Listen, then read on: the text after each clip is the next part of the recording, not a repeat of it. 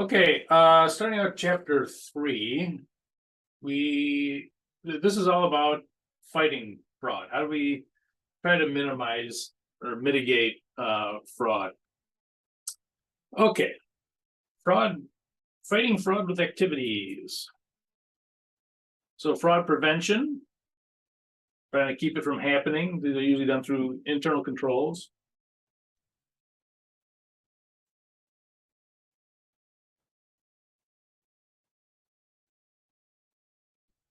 That prevent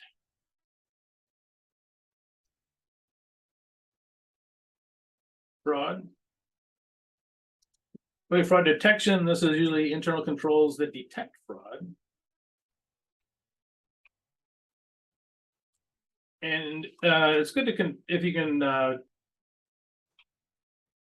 identify, detect fraud early.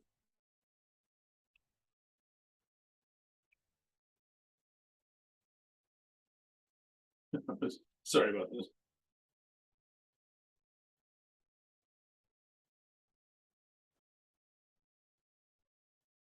It's hard to talk and type at the same time for some reason.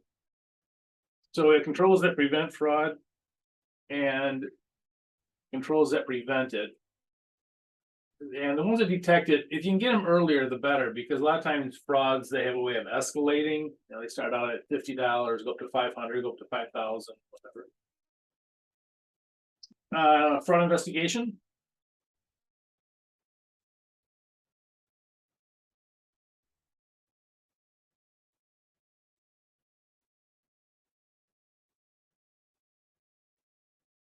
Investigate fraud and follow up on legal resolution. So obviously, whatever you determine is appropriate way to follow it up. Okay. Creating a culture of honesty and fraud. I know this sounds kind of squishy, but this is really important. And the most important one here is that.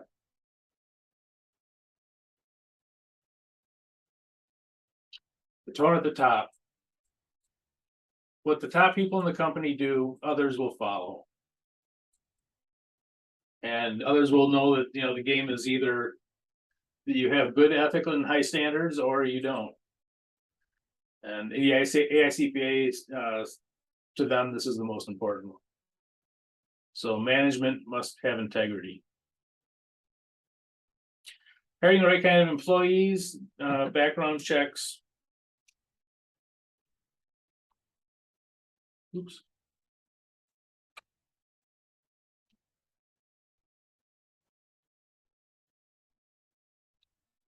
Fidelity bonds.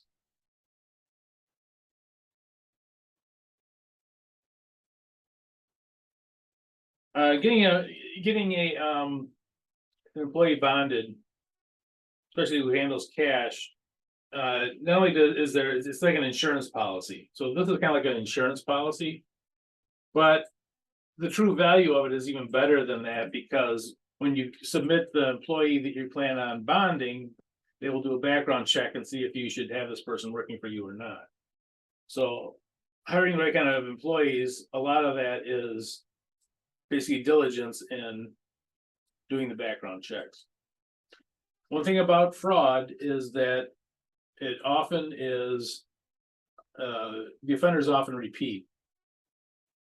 You know, even if they go to jail, they get out, the next thing they do is they try to get into a job where they can do fraud again. So, well, another weird quirk about fraud. Communicating the right expectations throughout the organization. And this is also important, a written acceptance of those. One of the things when people sign sheets that say, you know, I will report this and I won't do this, is that it reminds them that someone has that on file that could come back to haunt you if you do get out of line. So it's a good thing to do, and it reduces temptation, certainly. Okay, and down here, this is kind of goes without saying a little bit, but developing and maintaining an effective policy for handling fraud when it does occur. So this is another important part of it, is when it happens, have a plan in place. You know, you don't want to stand there like a deer in headlights, wondering what you're gonna do when you find it.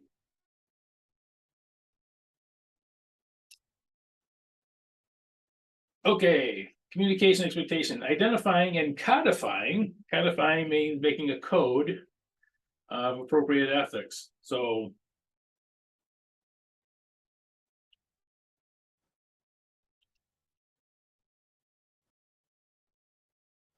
codifying is really a written code that you can actually give to people and say, look, this is what we expect. Fraud awareness.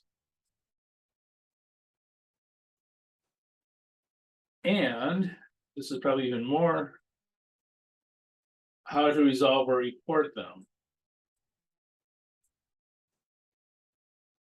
Oftentimes people know about fraud and people ask, why didn't you say something? They say, to who? I don't know who to report this to. So this is being aware of it. And over here, this is probably even more important, that once you are aware of it, what do you do?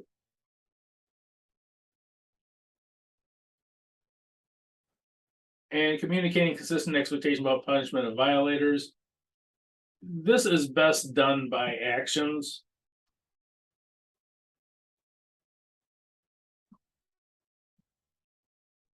Because if you communicate something that that you're going to be prosecuted or whatever it is, and if that doesn't follow up, it becomes a hollow threat, and almost encourages people to do unethical behavior. But anyway, actions are the best way to have that communication, but also that there's something behind it, that there will be repercussions when something happens. Organization can proactively eliminate most fraud opportunities. Okay, so again, we're trying to eliminate fraud opportunities. You can't eliminate all of them, obviously. For instance, cashiers have to be able to handle cash. You can't eliminate that a cashier might take money. There's things you can do to help reduce that, but you can't eliminate all fraud opportunities in general. Okay, this is a big one right here. It doesn't look like it is, but it is. Identifying sources of frauds and measuring the risks. Knowing what you are facing. And generally, once you know these two, coming up with the preventative and or detective controls is usually not as difficult. Okay, if this is the problem, how do we mitigate that? For instance, let's say the cashiers. How do we mitigate that? Putting cameras over the cashiers. That's one way to do it. Obviously having counts of the cashier's drawer, which they should have anyways. That sort of thing. And you cannot hear, and this is kind of also one of the things same thing, widespread monitoring. But it's really important. If you can't identify what the problems could be and what the risks are, so this is kind of like dollar amounts.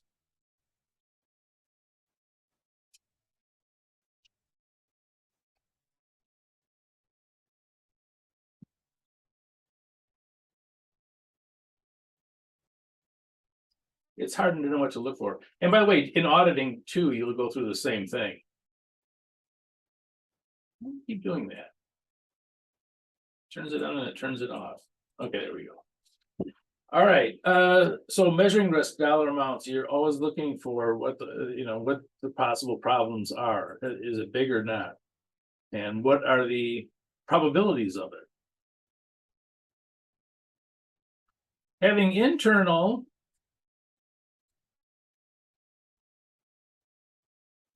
and external auditors who provide independent checks on performance. I'm going to change this. Internal auditors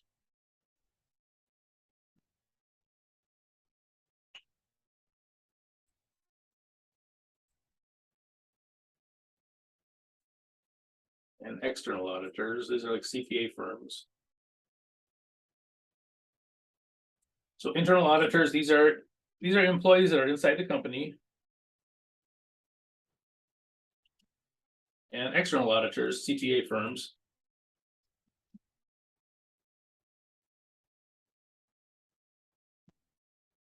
Who write independent checks on performance. And again, remember, external auditors generally are only for material misstatements, but they will have independent check on the overall performance of the business. Internal auditors will also have independent checks on performance if they're in. Here, let me write this down. Internal auditors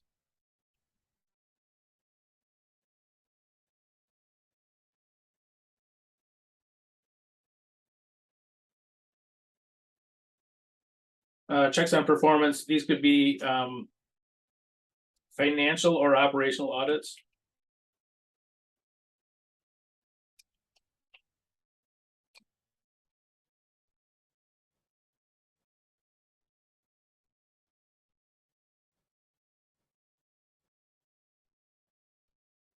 External auditors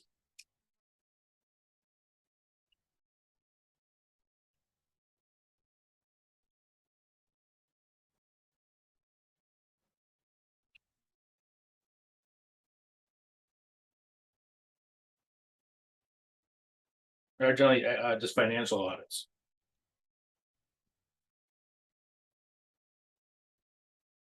And operational audits are to try to find efficiencies and so forth. And they're actually much more involved than financial audits. But operational audits to see how the operations are doing. And these independent checks can help that. Okay, I'm gonna switch this down to the next page. Four types of evidence that can be accumulated in fraud investigation are testimonial evidence. Probably the worst. You know, testimonies change and they can be swayed and so forth. Generally not the best. Not maybe by itself, I should say, not the best. There has to be something that backs it up usually. Documentary evidence, which can be gathered from paper, computers, other written sources. Physical evidence. This is more kind of the stuff that we think about for like police investigations, but again, some of these have become police investigations. So physical evidence. Fingerprints, tire marks, weapons, stolen property. This is a good one to find if they actually have the items. You know, if they're accused of stealing something, if they actually have the stolen items that on hand.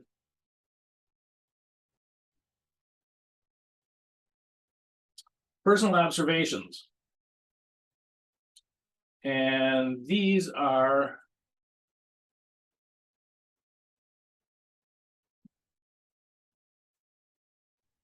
observations are very good.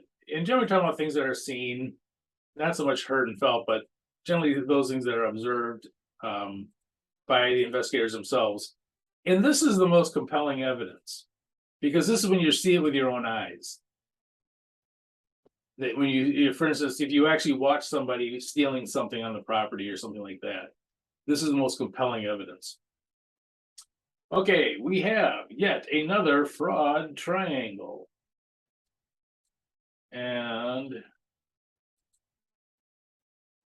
this is the, let me do this differently. This is the fraud element triangle. And this has the theft act. So when they actually steal something. Concealment, how do they hide it?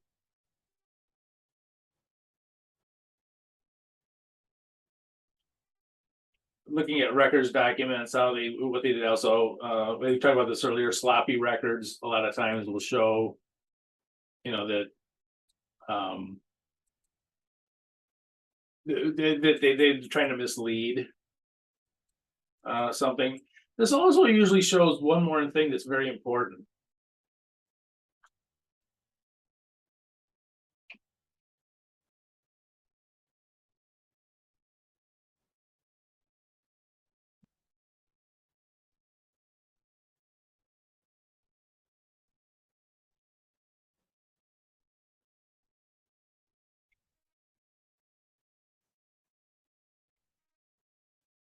And this is very important. Concealment shows intent and knowledge of the crime. When someone tries to conceal something, it shows that they knew that they had to conceal it. It shows they had knowledge of it and they had an intent to do the crime. It shows both. That they knew it was a crime and they knew that they had to hide it. So concealment, while it might sound not that important, it's actually a very important one. And you always look for when someone tries to conceal something, because that is basically them admitting that they knew it was wrong. So they can't say, gee, I didn't know that was wrong. Well, if you didn't know it was wrong, why did you try to conceal it? And investigative methods, searching for ways which perpetrators have spent or used their stolen assets. In other words, what happened to the money or the goods.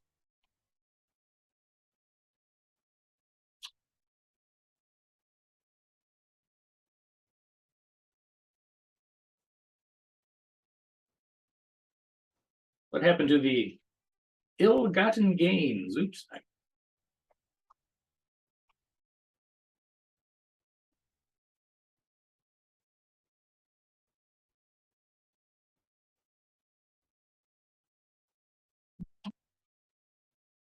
Sometimes they'll steal things and just keep them. Sometimes they'll steal things and try to change them into money. Sometimes they're already money. It just depends. Okay, now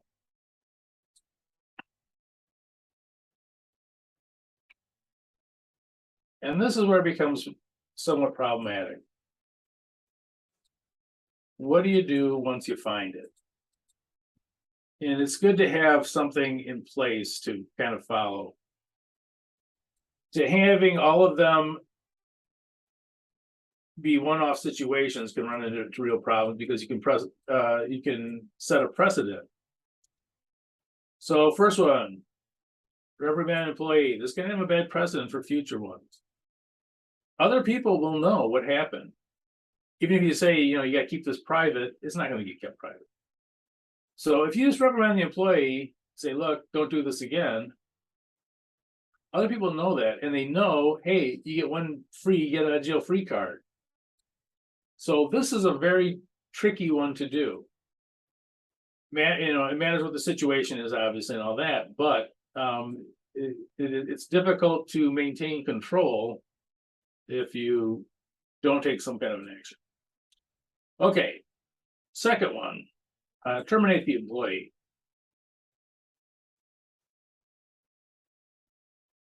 You can also pursue no legal action if you don't want to. Let's make these green. So legally, what can you do? No legal action, civil remedy, or, oops, try that again. Now, this one up here, you might say, well, why wouldn't we, at minimum, why don't we go after the money that they took? Well, that kind of comes down here. Oftentimes, the embezzled money is already spent. On vacations or gambling or whatever it is. It's oftentimes already spent. It's gone. You're not going to get any of it back. So if you go to a civil trial, you're going to have, you'll incur some legal fees. You sue somebody, a lawyer's going to charge you money to take that to civil trial.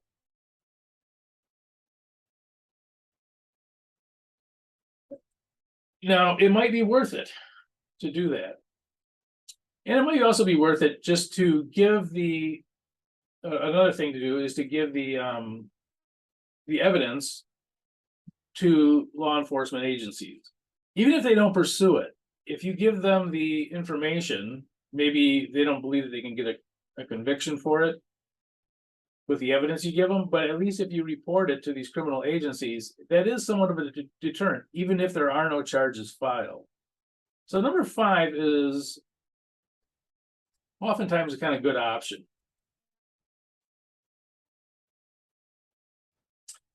And it's an option that shouldn't cost you very much money. It costs you a little bit of money to get all the evidence together to present it, but generally speaking, it won't. You're not going to be paying lawyer fees and stuff like that. And last, at least we kind of go together. But some business may opt not to pursue legal remedies because of the time and financial commitment and little chance of recovery. So oftentimes, the money is spent, and to pursue legal remedies, you can have people take management out of their work environment and have them go testify and all this kind of stuff. And if there is no chance of recovery, a logical business decision could be that you don't pursue the legal remedies that against somebody. But again, one of the things that I would say is a good one, though, is to hand over the evidence to law enforcement agencies. Okay, and that is it for chapter 3. Oops.